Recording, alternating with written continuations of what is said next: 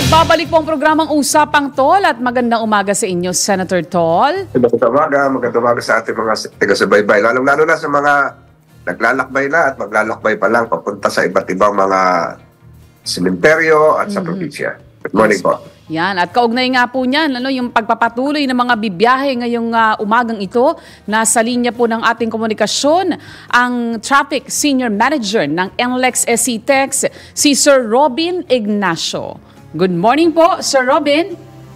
Good morning po, ma'am. Good morning, Senator. Yes, Morning. Yes, Sir Robin. Kamusta po ang sitwasyon ngayon sa NLEX at SCTEX? Opo, sa ngayon, ma'am, pareho po ang NLEX at SCTEX ay fast-moving ang ating traffic. Both directions po.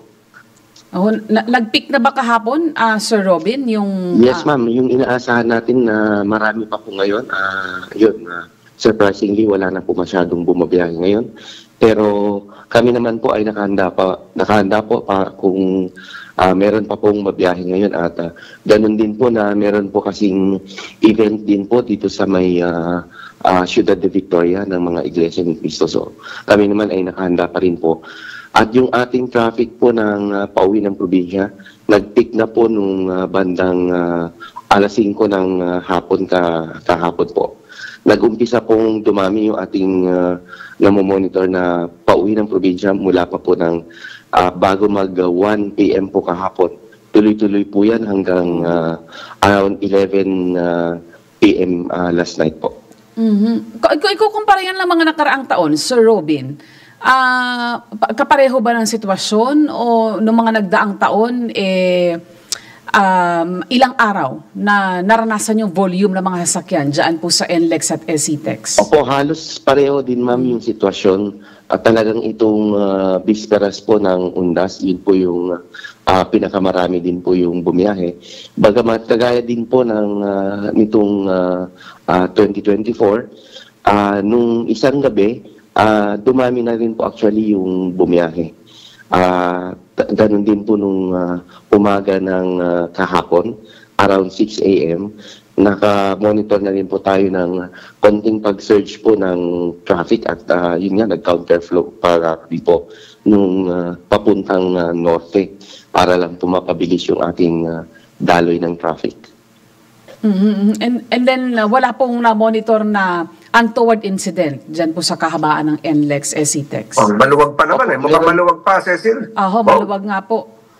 Opo, maluwag pa po. Meron po tayo mga naitalang mga minor incidents po kahapon, like rear-end incidents po, pero mabilis naman pong na-clear dahil wala naman pong nasaktan at nakahanda din po yung aming mga team. Yung mga nagdagdag po kaming deployments ng mga incident response teams, kasama po yung mga towing natin. At yun po, naka-affecto din po ng konti sa traffic natin pero hindi po talaga clear po agad. Meron ba kayong hotline na pwedeng i-announce ngayon? Yes, sir. Kung magkakaproblema po yung ating motorista, pwede lang pong tumawag sa 135,000 po. 135 tapos dash 5,000, gano'n? 135,000 po, Senator. Ayun. So 135,000. Tama po, Senator. Yes, sir. 135,000. Yung po, pag meron po kayong kaberya, pag meron po kayong gustong itanong sa ating mga papunta ng norte, tawagan 13500. 5,000. Ayun, maraming salamat. At sana tuloy-tuloy ang magaan ng traffic, pero mamaya, mabigat-bigat na yan. Opo, sir.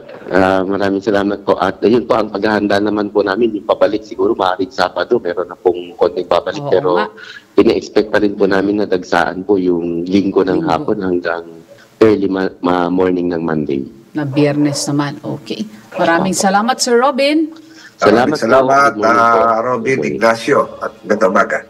Ayan po, si Sir Robin Ignacio, ang Traffic Senior Manager po ng NLEX at SCTEX.